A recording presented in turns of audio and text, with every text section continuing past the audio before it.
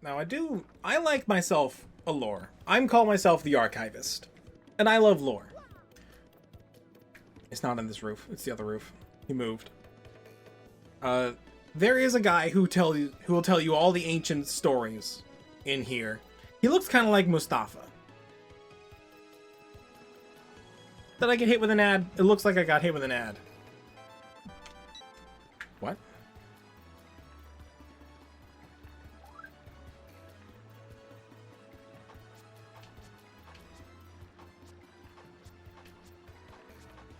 Email?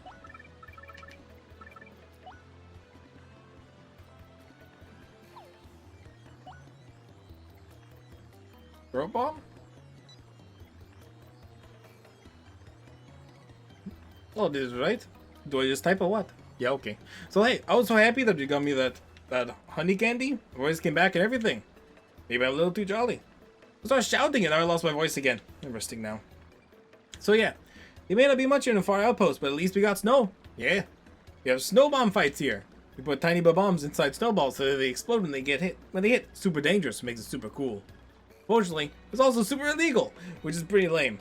Come visit anyway. Later, gob. Oh yeah, I didn't turn that in. There he is. So, you raised my graffiti, Spafaf? You raised that Shalshloom! I'm so grateful to you. But it is not like I can confirm whether you can actually erase it or not. Chaboo. Oh well, I guess I'll just trust you, Shashakity. Take this award, Chapow. Zesty made it for me when I told her how much I was missing the snow. Shafoom. A snow bunny! I'm going to start trying to fulfill my own wish now. But you cannot tell anyone what it was, Shafoom. Promise me, Shashkroom. Alright. A nice explosion thanks to you, Chapeau. Good. Alright, that's the last of the troubles solved, too. I almost forgot about that. Yes, back to what I was talking about. There is a gentleman you can see. I think he's on the roof of Professor Frankly's house. And he will tell you, like for 5 coins each, some of the lore and legends that surrounds Rogueport. Some of them are true, some of them are false, but they are definitely like lore that I'm curious about. And again, he finally gives you all the stories once you beat the Shadow Queen, which we did.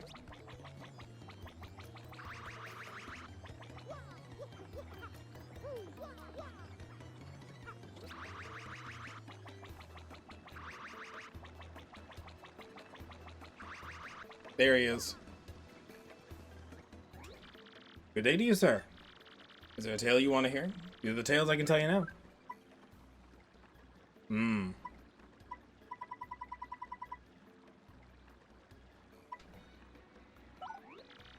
Bring me 5 coins, I'll share the tale of the magical map. Sure.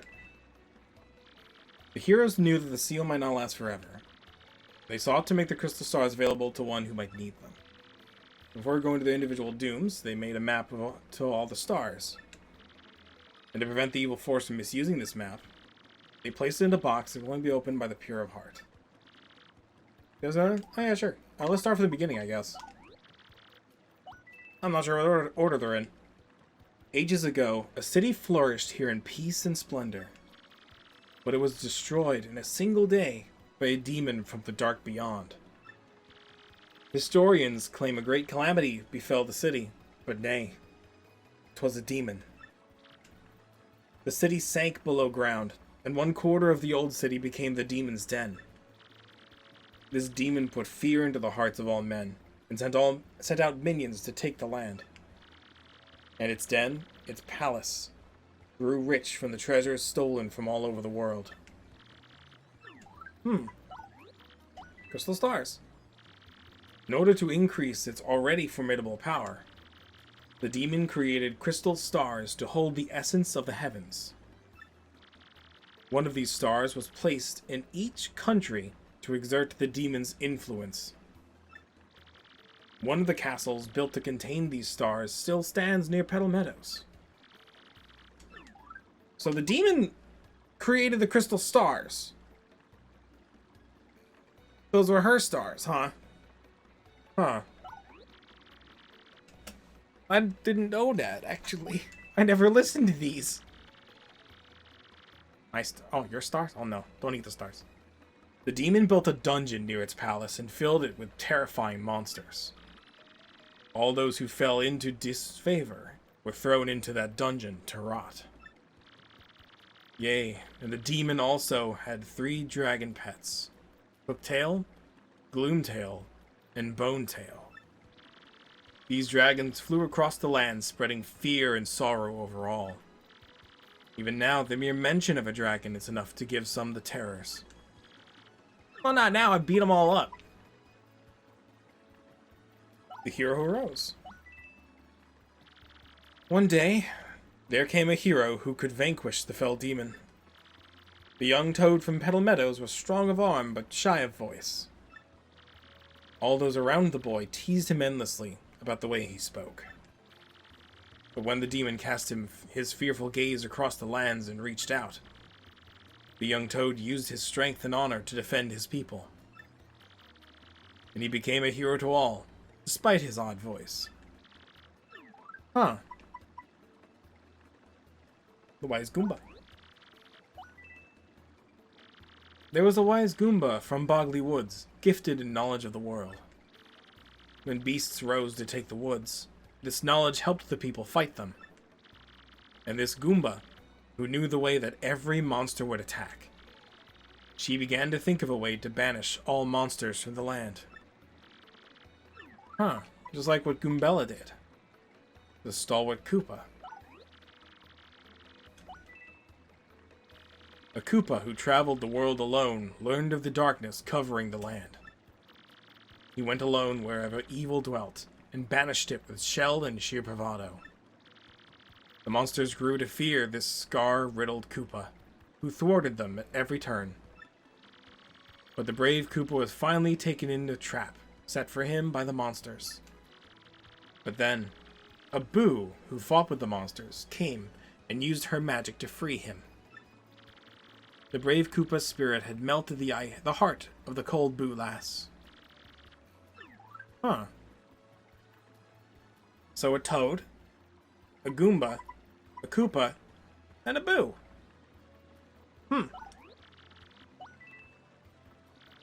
The Boo used her powerful magic to learn more about the evil they faced. We cannot destroy this darkness alone, she decided, her face a grim mask. We need the Toad hero of Petal Meadows and the wise Goomba of Bogley Woods. The Boo's magic drew the 4 heroes together to send the demon from the world. And so, the 4 heroes finally set out for the Palace of Shadow. Okay. The duel with the demon. The power of the world-devouring demon was greater than any could imagine. But the wise Goomba soon realized that this was the power of the crystal stars. She thought of a way to take the stars and use them against the demon. She told the other heroes her plan and set it in motion, banishing their fears. The Boo's magic and the Toad's strength created a gap in the demon's defenses. At that moment, the brave Koopa seized the stars and succeeded in badly damaging the demon. Okay. Plan working so far. Good. But even the brave Koopa's stroke was not enough to end the demon's reign. The wise Goomba thought of another use for the crystal stars in that dire hour. She suggested sealing the demon forever with the crystal stars. All agreed. The heroes matched their strength with the power of the crystal stars, and they successfully sealed the demon's soul within the deepest part of the palace. Together, they made it so that only all 7 stars could break the seal.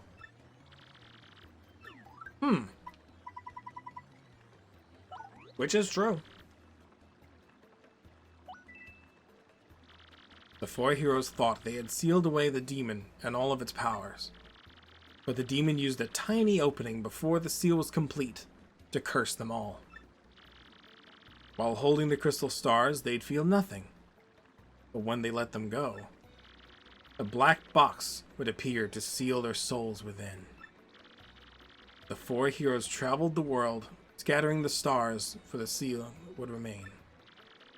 But the last 4 stars each carried the curse, which claimed each hero. Wait, so those boxes? Those boxes that gave me the thing? Really? Huh. That's cool. The Great Tree and the Punies. The hiding places of many of the crystal stars have now faded into legend. But some say that the wise Goomba hid one in the Great Tree. At that time, many monsters wandered in the nearby boggly woods. The tiny Punies were always tormented by their fierce appetites, it was said. Pitying them, the Goomba hollowed out the Great Tree for the Punies to live in. The Punies were so grateful that they swore to protect the crystal star there. And they did, actually. Huh. The Boo heroine's last days. Once the Boo heroine hid her star in the steeple, she was trapped into a nearby town. Some say the crystal star lies in that steeple still.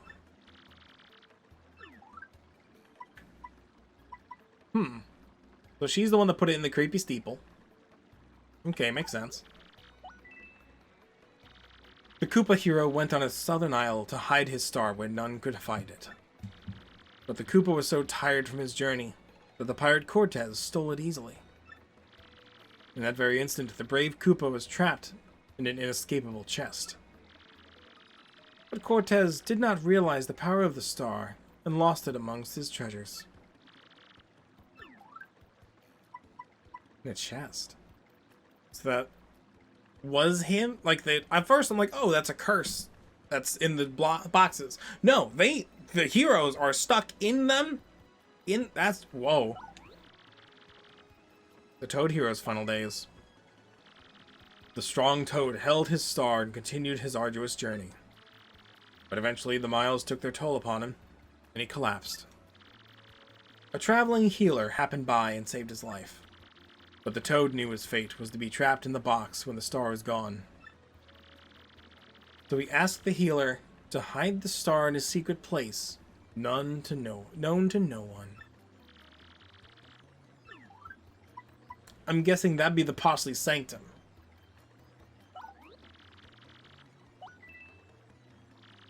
After the demon was sealed within the Palace of Shadow, many refused to come near that place of terror. But as the years passed, entire generations forgot, and the penniless and the immoral began to congregate on this once barren place. This place soon became a populous harbor, the town of Rogueport. Some even began to say that the underground city held a legendary treasure. But they were unaware that the demons slept beneath them still. And to conclude, the heroes knew that the seal might not last forever, and they sought to make the crystal stars available to one who might need them. So before going to their individual dooms, they made a map to all the stars. And to prevent an evil force from misusing this map, they placed it in a box that could only be opened by the pure of heart.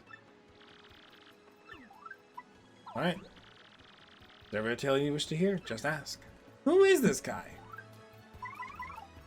Whose bands is this? That guy's name is Grifty. He's a laid-back rooftop minstrel type guy.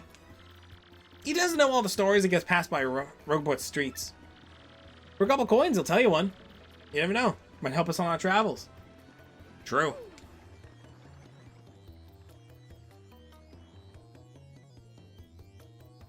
That's really cool.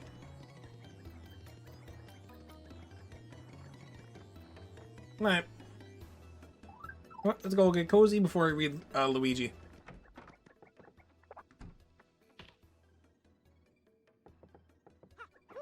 My guess? The Goomba and the Boo use their wisdom and their magic to let the map know where... let the map be magically linked to the crystal stars. That's my guess. That's just my assumption, of course, but it makes as much sense as magic.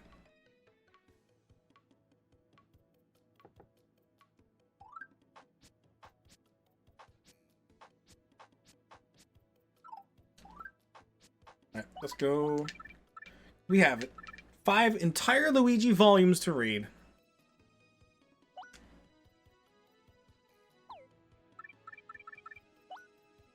Looking at theaters. But yeah, it's interesting backstory. It's not necessary, but it's pretty nice. I like that they try to answer these little things. Very cool.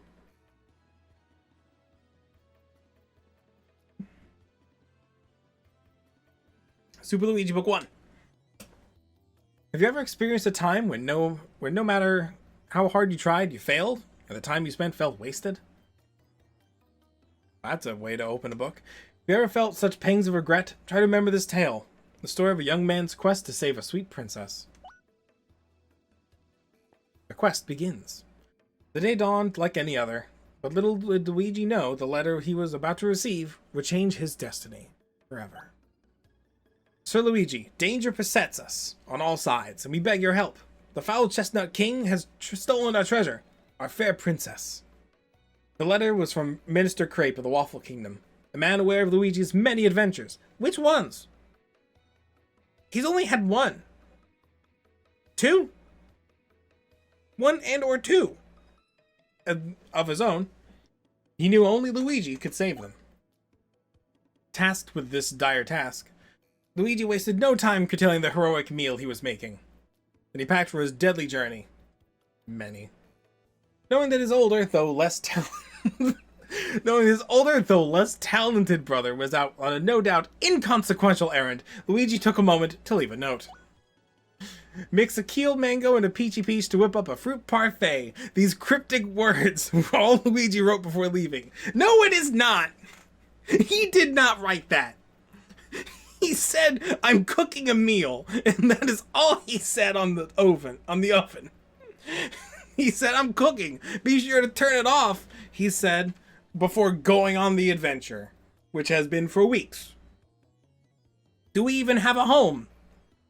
My gosh, Luigi would not be so rude. Upon reaching the Waffle Kingdom, Luigi was greeted by pure misery, an endless flow of tears over the kidnapping of Princess Eclair. Arriving at the castle, Luigi was greeted by Minister Crepe, who carefully handed him the compass base, with only one intact section. Our land had a second treasure, the marvelous compass. Find its 7 parts and find Eclair. So it began. That's all that's in the book. Allies and adventure. It's a little warm, Luigi muttered, the sweat dripping from his brow as he followed the compass up Rumplebump Volcano's side. Must find the secret grotto. But Luigi had guts to spare. He did need a guide. And he found one in Bluey, the blooper he met in town. Brave Bluey joined Luigi and instantly proved to be invaluable. With his aid, Luigi bested a savage statue that protected the treasure. The treasure was none other than a piece of the marvelous compass. A piece that pointed west to Plump Belly Village. The second Luigi saw Plump Belly Village, he knew something was amiss. All was woe, and Luigi soon learned the reason why from the mayor. The town was at the mercy of a sinister serpent, who demanded sacrificial lasses. Burning with indignation, Luigi formed a team of liberators. A fierce Babam warrior named Jerry joined his crew and chose, not surprisingly, to stick with Luigi for the duration of his quest for Eclair. Fortified by allies, Luigi strode on into the lair of the beast, a foul 2-headed snake. No time to think, Luigi sprang forth. Twin heads snapped at his heels, fangs dripping venom. Then, as one mouth gaped wide open to swallow Luigi, the other crept behind. Our hero sensed the treachery, and fainted before leaping. Their heads collided, and the beast ate itself. The prize? A compass piece. The villagers begged their savior to stay with them, but a grim-faced Luigi pressed bravely onward. Oh, the cliffhanger. Also, he didn't faint or jump. No, he passed out, fainted. But, you know, sure. Manager's pick. This one's this month's bestseller. Not surprisingly. Dauntless Luigi's next test came in the form of a kart race on Circuit Break Island, where he won both the contest and a compass piece. The race was fraught with danger, but Luigi passed thorough adversary to win. Adversity. All viewers were awed by Luigi's revolutionary racing style. That is the truth. The mechanic who built Luigi's racing machine, a Buzzy Beetle named Torque, was so stunned by Luigi's race techniques that he joined him. True. That's a fact. That was true. That happened. Reinvigorated, Luigi set sail for Jazzafraz Town, where he made his stage debut. Hazy, a noted Daisy producer, gave Luigi a key role, playing the part of an Earth spirit to pure perfection. Grass. Luigi stole the show. Hazy's faith in Luigi's natural acting talents was rewarded. He played the role of Grass. The performance won a prize, which yielded another compass piece. Hazy turned from teacher to pupil, joining Luigi on his quest. It was at this time that Luigi's heart, usually draped in the cool comfort of a hero's resolve, began to warm with thoughts of Princess Eclair. This came to be because every time the magic compass pointed to a new place, her gentle words rang in his ears, touching him to his very soul. The voice spoke of eternity, of stars in the heavens. It wept for those blind to love. It gave comfort in the face of fear and loneliness. Though he had never seen her, our hero was tormented by visions of a fair-hearted maiden. All he could do was press onward. The compass pointed towards rapturous ruins. Only 2 parts of the compass awaited it, and Eclair had won. Ooh, the story's getting good. The fan favorite, the Shards of Truth. Footsore and weary, Luigi finally found the rapturous ruins beyond Grimble Forest. Within them, time and space were lost in nothingness. Within the pale emptiness, Luigi found a young sleeping boy. Our hero gently called out, and the youth woke from his long slumber. "My name is Cranberry, and I've waited for you for the last 1,000 years." The boy went on to tell Luigi the secret truths of an ancient land. He said that the marvelous compass had been crafted by the ancient Luff people, who used its powers for fortune-telling to rule the world. But the Luff Empire was then cursed by the compass and fell into ruin. The survivors dismantled the compass and hid its pieces. Cranberry was the last of the ancient race. His role was to wait until one with a noble heart came to take the burden of the future. None but Luigi could have shouldered this weight. The boy gave him the compass piece and said, "Fear the curse, but find your Eclair." Luigi accepted the part, and the boy's words burned into his brain. His duty fulfilled, the boy began to fade into the blank nothingness. As he faded from sight, a look of joy lit Cranberry's face.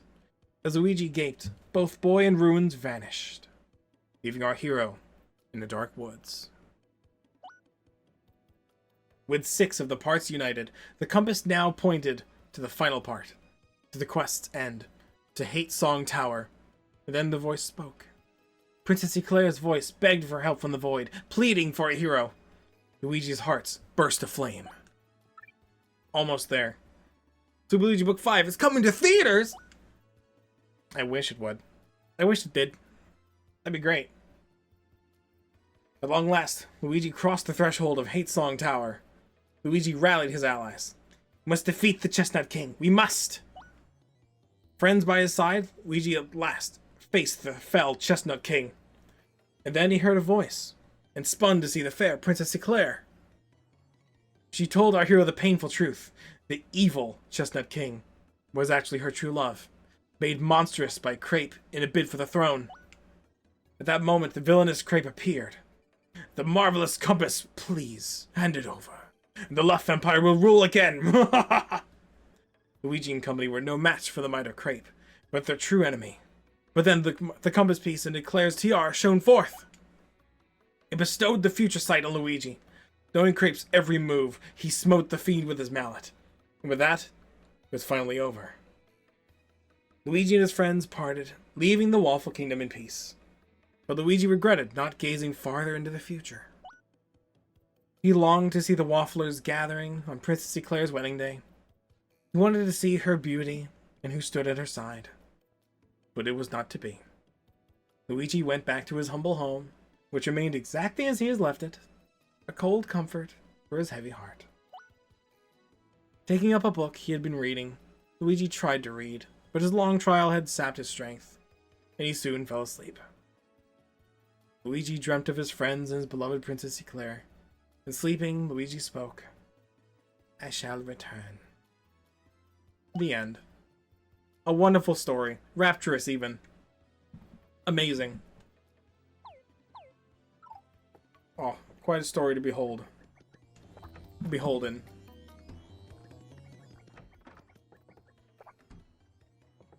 You know what? I think there's a second lore guy. Yeah, that's a good story. That's a good book. Some of the events I don't think actually happened, but you're pretty good. might fall asleep only halfway through it. Clap, clap, clap. Mm-hmm.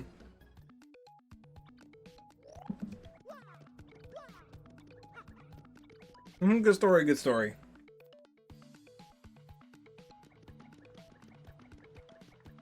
I think in the bar pub.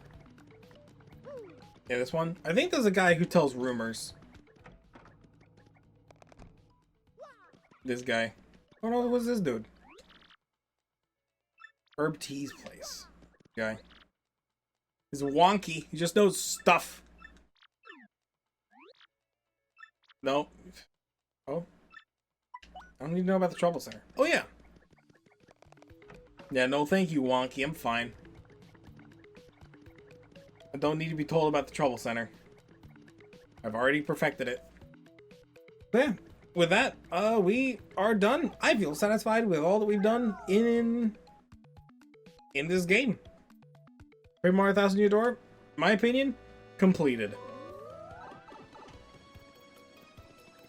We've achieved all the lore. Didn't 100% it because there's still shine sprites to find, but you know what? That's okay.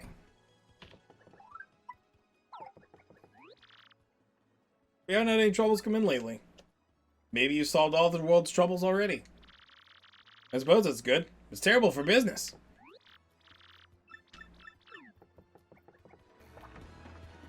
Well, too bad. Out of curiosity, what does he say if, what does he say back here if I actually did solve all the troubles? No.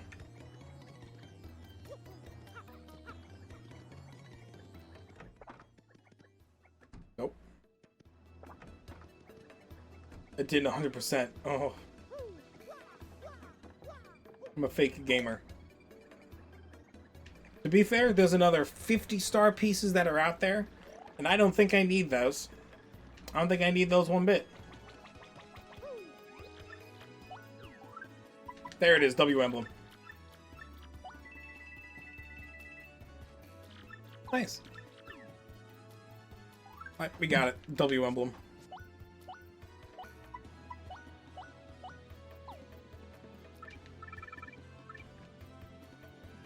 You put on the W emblem? Looking like Wario.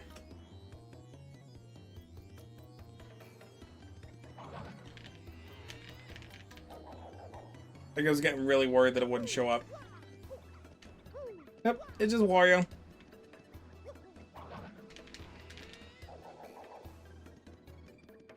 But the real cool thing about this, you can combine the W emblem and L emblem and run both at the same time. Now we look like Waluigi.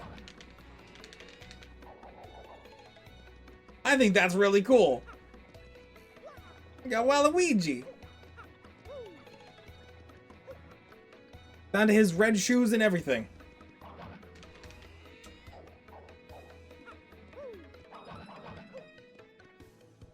It's so cool. I love it so much.